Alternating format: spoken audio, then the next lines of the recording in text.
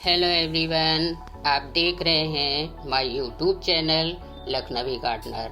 मेरे चैनल पर आप सभी का बहुत बहुत हार्दिक स्वागत है। आज के इस वीडियो में मैं आपको बताऊंगी कि 8 दिन में किस तरीके से हम पूरे कश्मीर की टिप्स को एंजॉय कर सकते हैं। अब हम लखनऊ से श्रीनगर के लिए फ़्लाइट से रवाना हुए। श्रीनगर पहुंचकर हमने अपने होटल में सामान रखा और फिर मुग़ल गार्डन को देखने के लिए लोकल टैक्सी हायर की। और अब देखिए, आप मुग़ल गार्डन पहुंच गए। कितना खूबसूरत है मुग़ल गार्डन, जिसको शब्दों में बयान करना बड़ा ही मुश्किल है। कितने अनूठे रंग हैं इस प्रकृति के। रंग बिरंगे गुलाब के फूल अपनी तरफ हर किसी को खींचते हैं, देखने वाला भी खुश हो जाता है। दूसरे दिन हम सुबह का नाश्ता करके सोनमर्ग के लिए टैक्सी द्वारा निकले। रास्ते में बहुत ही मनमोहक दृश्य, नदियाँ, झरना मिले, जहाँ पर चाय पानी का आनंद लेते हुए, झरने में फ़ोटो खिंचाते हुए सोनमर्ग का रास्ता हम लोगों ने तय किया। सोनमर्ग में स्नो का नज़ारा तो देखते ही बन रहा था। क्या बढ़िया स्नो जमी हुई थी। हम लोगों ने थोड़ा वहाँ पर प्लेइंग भी किया। सोनमर्ग में हमने पहाड़ों की मैगी का भी अनोखा स्वाद लिया। मैगी हम लोग घरों में भी बनाते हैं, मगर जो स्वाद हमको पहाड़ों की मैगी में मिलता है वो कहीं नहीं मिलता। अब तीसरे दिन होटल से ब्रेकफास्ट करके गुलमर्ग के लिए हम लोग रवाना हुए। और अब आप देखिए क्या ब्यूटी है गुलमर्ग की। चारों तरफ कम से कम 2.5 घंटे का सफ़र तय करने के बाद हम लोग गुलमर्ग पहुँचे। गुलमर्ग में चारों तरफ की हरियाली, बर्फ़ से ढके पहाड़ अपने में एक मिसाल हैं। गुलमर्ग पहुंचकर हम लोग फेज़ 1 पर जाने के लिए कंडोला राइड की लाइन में लगे। बहुत लंबी लाइन थी, कम से कम 2000 लोगों की लाइन थी। सच में दोस्तों, गुलमर्ग इतना खूबसूरत है कि अनगिनत लोगों की भीड़ में लगने के बाद करीब 3-3.5 घंटे के बाद हमारा नंबर कंडोला पर बैठने का आया। कंडोला पे बैठने का अलग ही अनुभव था और कंडोला पर बैठकर हम लोगों ने प्रकृति का बहुत करीब से कभी न भूलने वाला अनुभव प्राप्त किया। कंडोला की सफ़र बहुत ही आनंददायक था। तेज हवाओं के साथ कंडोला बड़ी तेज़ी से ऊपर पहाड़ की तरफ चढ़ रहा था। जब हम फेज़ 1 पर पहुँचे तो वहाँ पर तेज हवाओं के साथ भारी बारिश आ गई और बारिश का अनूठा आनंद था। छाता भी नहीं रुक रहा था। देखिए, छाता भी उलट गया, जिसका आनंद शायद शब्दों में बयान करना मुश्किल होगा।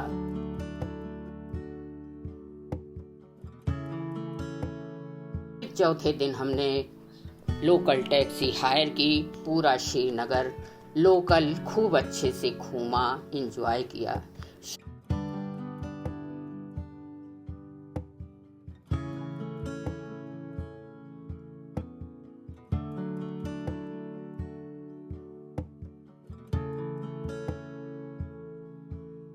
हेलो गाइस, चलिए आपको धरती के स्वर्ग कश्मीर को दिखाती हूँ। देखिए, ये रोज़ है। अपने यूपी में तो मई जून के महीने में रोज़ बिल्कुल सूखे सूखे मिलते हैं, लेकिन इनकी ब्यूटी आप देखिए। मई में भी कितनी ज़्यादा खूबसूरती से खिली हुई है।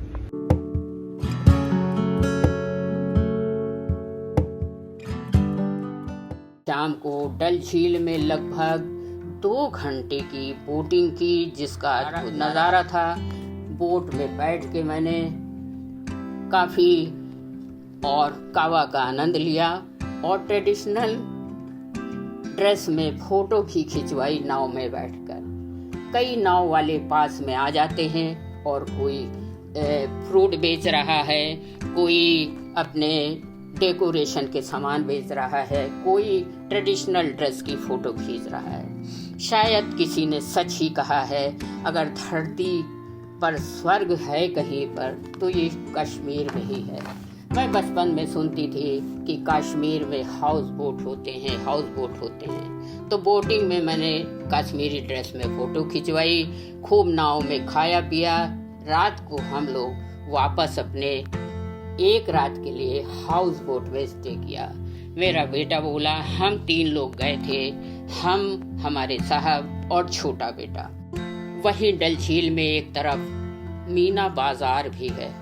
मीना बाजार मतलब जितनी कश्मीर में बिकने वाली चीजें हैं सब कुछ वहाँ पर मिल रहा था। बहुत सारी दुकानें थी, कम से कम 500 दुकानें तो मैंने खुद ही देखी। शॉपिंग भी मैंने खूब की मीना बाजार में। सुबह 5वें दिन साथियों, दूध पतरी का नाम बहुत सुना हुआ था। मेरी एक फ्रेंड गई थी, बोल रही थी कि दूध पतरी जाइएगा जरूर। तो सुबह सुबह दूध पतरी के लिए टैक्सी से निकल पड़े। रास्ते में ऊंची ऊंची पहाड़ियों के बीच में बहुत ही मनोरम दृश्य, देवदार के बड़े बड़े पेड़ भी देखने मिले जो कि अपनी तरफ आकर्षित करते हैं। खूब फोटो वगैरह खिंचवाई। और साथियों, जो कहीं इस समय हमारे यूपी में तो नहीं मिलता है, फोटो खिंचवाने के बाद रास्ते में मक्के की रोटी और सरसों का साग भी खाया, जिसे मैं अपनी शायद लाइफ में कभी भी नहीं भूल सकती हूँ। बहुत सारे घोड़े बकरे भी रास्ते में दिखे।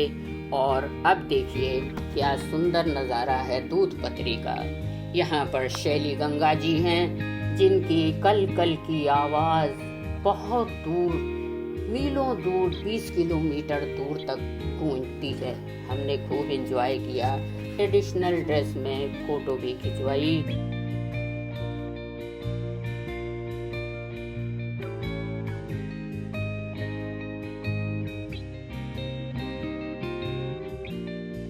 और ट्रेडिशनल ड्रेस में फ़ोटो खिंचवाने के बाद साथियों, शाम को कम से कम 6 बजे टैक्सी में फिर बैठ गए। तो रात को हम लोगों ने हाउस बोट में स्टे किया। बचपन में सुनती थी हाउस बोट होता है नदी के बीच में, लकड़ी का घर होता है। तो सचमुच उसका अनुभव बहुत अनूठा था, जो कि बहुत सुंदर व्यवस्था थी हाउस बोट के अंदर। एसी भी था, गीजर भी था, खाने पीने की पूरी व्यवस्था थी। डिनर भी हम लोगों को वहीं पर मिला।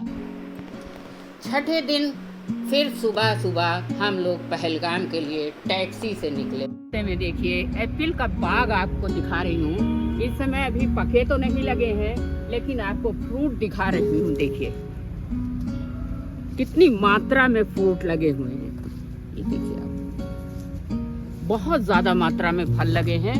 और पास से आपको दिखाऊंगी। देखिए बस 2 महीने बाद ये बता रहे हैं कि ये एप्पल पक जाएंगे। और बहुत लार्ज स्केल पर यहाँ पर खेती है। देखिए पहलगाम के रास्ते में हमें खूब ढेर सारे सेब के बाग दिखे। रास्ते में हम लोगों ने बैठ की फैक्ट्री भी देखी। पहलगाम पहुंचकर हमने रात बिताई और 3 वैली, अगले दिन सुबह साथियों हम लोग 3 वैली को देखने के लिए पहलगाम से निकल पड़े टैक्सी के द्वारा। रास्ते में बड़े बड़े नदियाँ, झील, बर्फ से ढके पहाड़, क्या नज़ारा है। हम अब आ गए अरू वैली में, खूब एंजॉय किया। वहाँ पर बहुत सारे लोग थोड़े तो छोटे खरगोश, कबूतर लेकर बैठे थे। मैंने भी कबूतर को लेकर फोटो खिंचवाई। तो कहते हैं कश्मीर में पहलगाम सबसे सुंदर है। तो सच में अगर कश्मीर आकर पहलगाम आपने नहीं देखा तो कुछ भी नहीं देखा। अब हम आ गए बेताब वैली साथियों। कहते हैं कि बेताब फिल्म की शूटिंग यहीं पर हुई थी।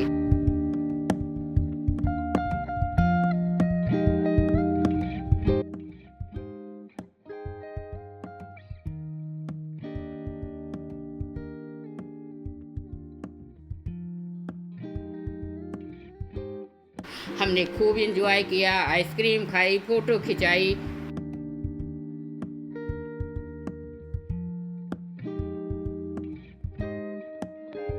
अब हम आ गए चंदनवाड़ी में। कहते हैं कि भगवान अमरनाथ की यात्रा यहीं से शुरू होती है। तो सच में बहुत ही खूबसूरत नज़ारा है।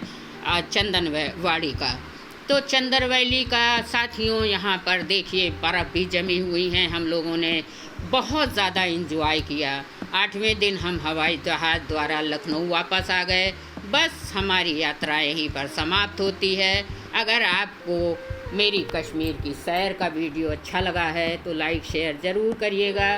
पहली बार हमसे जुड़े हैं साथियों तो सब्सक्राइब भी कर दीजिएगा, बेल आइकन को भी प्रेस कीजिएगा ताकि मेरे टूर की वीडियो की नोटिफिकेशन आपको भी मिल सके, जिससे आपको कहीं भी जाने आने में काफ़ी हेल्प मिल सकती है। तो बहुत बहुत आपका धन्यवाद।